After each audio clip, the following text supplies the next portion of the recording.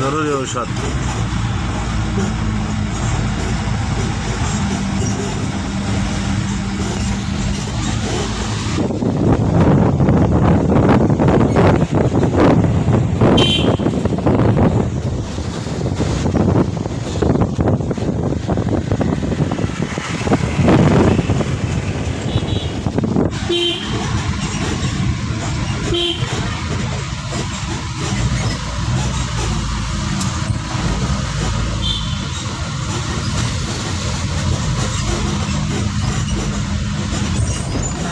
জনগণ যাও ছিল তাও শেষ।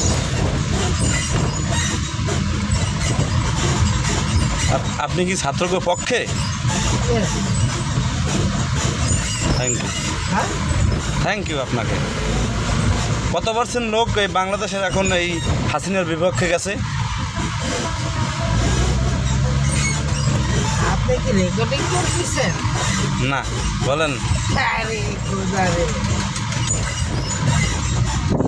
জনগণ কি চায় বলেন না ভাই।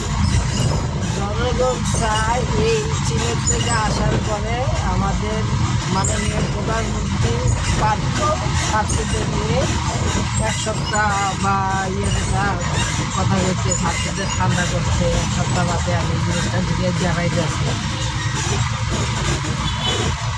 সেটা না জানিয়ে সে উল্টা পাল্টা কথা কইল, ছাত্রকে আরো চড়াও করলো, সহিংসতা বাড়াই দিল।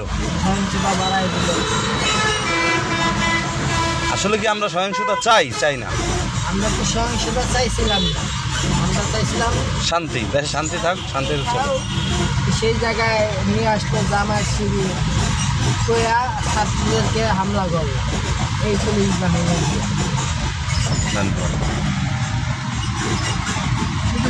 এত দূর চাইতো না,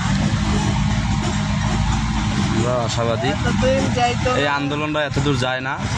সরকার দলীয় লোকেরা উস্কানিমূলক বক্তব্য দিয়ে এই আন্দোলনটা এত দূর পরিস্থিতি গড়ালো, বাংলাদেশের সম্পদ নষ্ট হলো, অনেক মানুষের প্রাণ হানি হলো, তাই না?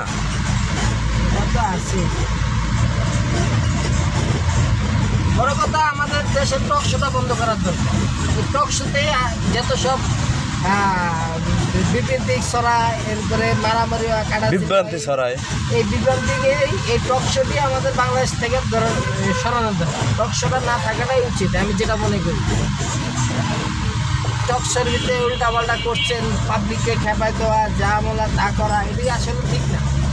উস্কানিমূলক বক্তব্য, কথাবার্তা কিভাবে শাসন করবেন, কীভাবে করবেন, এটা তো আপনারা আলটিমেটাম দিবেন অবশ্যই। এটা কেন প্রতিদিন প্রচারের টক শোতে করে আইসা এরকম বিজনেস ছাড়া দলীয় হোক বিরোধী দলীয় মাঝখান দিয়ে একটা দলীয় কোনো নেতা মারা গেছে, কেউ মারা যায় না, সব ছাত্ররাই মারা গেছে,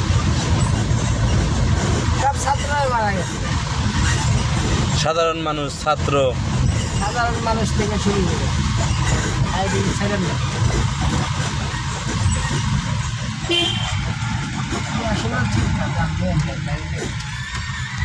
ধন্যবাদ, ভালো লাগলো ভাই, ঠিক কথা। আসসালামু আলাইকুম।